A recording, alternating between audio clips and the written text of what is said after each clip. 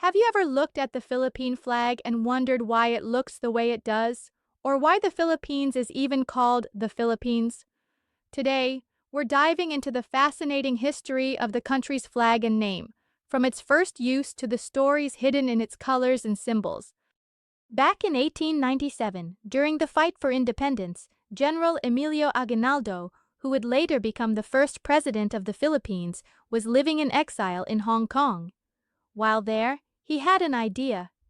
The revolution needed a flag, something that would unite Filipinos under one symbol of freedom. He commissioned the design, and it was brought to life by a group of skilled Filipina women, including the niece of national hero Dr. Jose Rizal. The flag they created tells a story in its colors and shapes. The white triangle stands for liberty, equality, and fraternity. The blue stripe means peace, truth, and justice, while the red stripe represents patriotism and courage. In the middle, a golden sun shines, symbolizing independence, with 8 rays for the first 8 provinces to rise against Spanish rule, and the 3 stars represent the 3 main island groups, Luzon, Visayas, and Mindanao. From a small sewing room in Hong Kong to the heart of the Philippine Revolution, this flag has witnessed the birth of a nation. After the Philippine-American War erupted in 1899, the flag became a powerful symbol of resistance, so much so that the American colonial government sought to suppress it. In 1907, the Flag Law, officially known as Act No. 1696, made it illegal to display the Philippine flag, sing the national anthem, or show any emblem linked to the independence movement. Authorities feared these symbols would reignite nationalist sentiment and inspire renewed rebellion.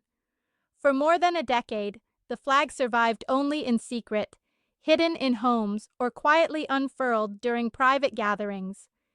Despite the ban, the flag continued to appear in small acts of defiance. Children would draw it on walls. Secret societies would hide miniature versions in their homes, and revolutionary songs kept its colors alive in memory. It became more than cloth.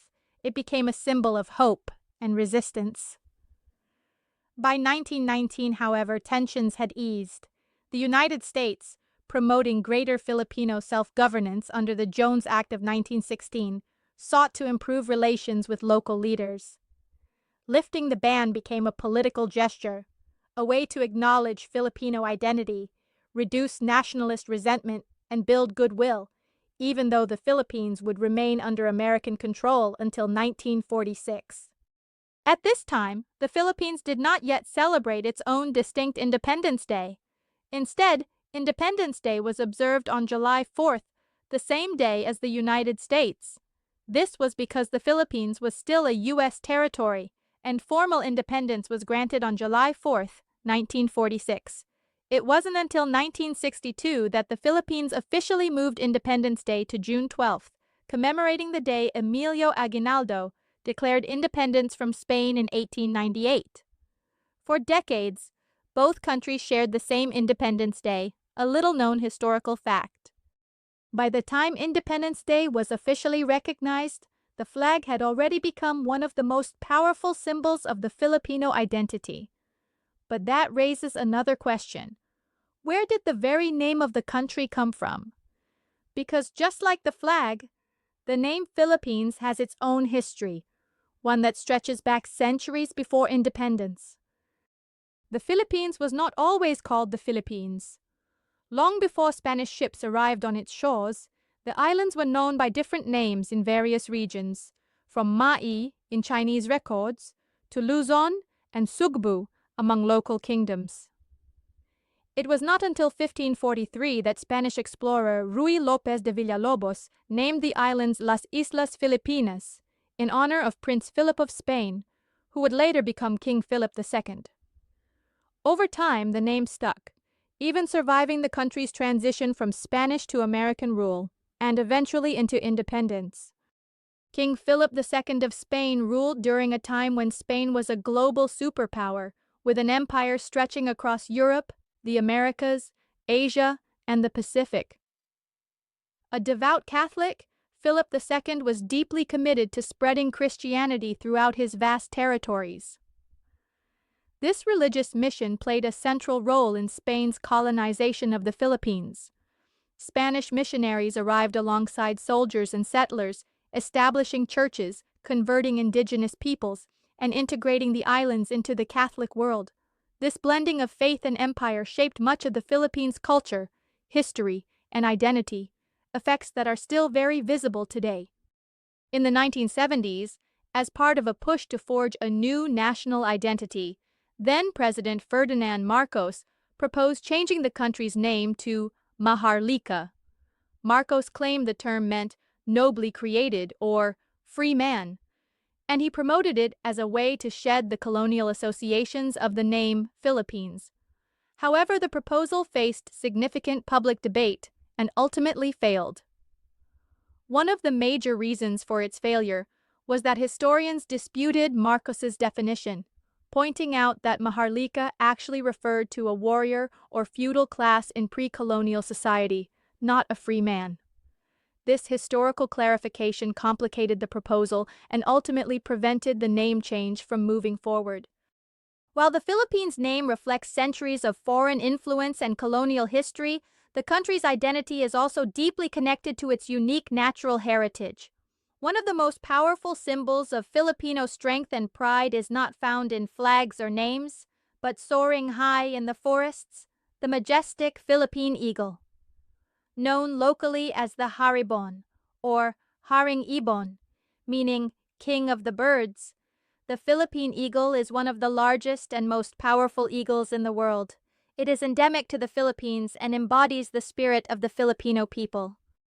The eagle began to be officially recognized as a national symbol in the mid-20th century, gaining prominence after World War II when efforts to promote national identity and pride intensified. Over time, it has appeared on official seals, government documents, and educational materials, becoming an enduring emblem of strength, resilience, and freedom. Measuring up to 3 feet in length with a wingspan exceeding 7 feet, its impressive size and hunting prowess inspire admiration. For many Filipinos, the eagle represents not only natural beauty, but also the determination to protect the country's heritage.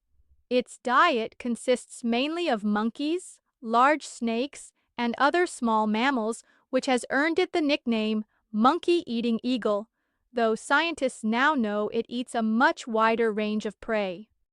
Primarily found in the forests of northern Luzon and the mountainous regions of Mindanao, especially in the Sierra Madre and Cordillera Central ranges in Luzon, and the rainforests of Bukidnon, Davao, and Agusan in Mindanao, these dense habitats are crucial to its survival, but are increasingly threatened by deforestation.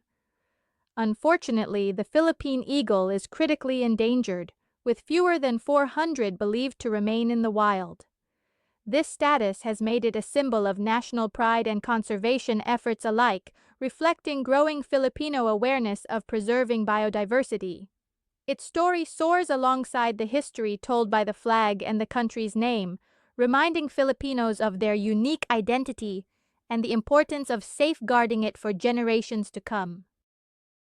Thank you for joining this journey through the rich history and symbolism of the Philippines. From the vibrant colors of the flag to the stories behind the country's name and the soaring spirit of the Philippine eagle, each element tells a unique part of the Filipino identity. These symbols remind us of the struggles, resilience, and pride that shape this beautiful nation.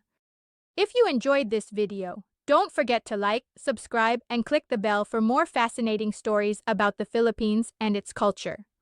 Also, if you want to dive deeper into the challenges the country faces today, be sure to check out my video, Why Does the Philippines Remain Poor? See you in the next one. Bye for now.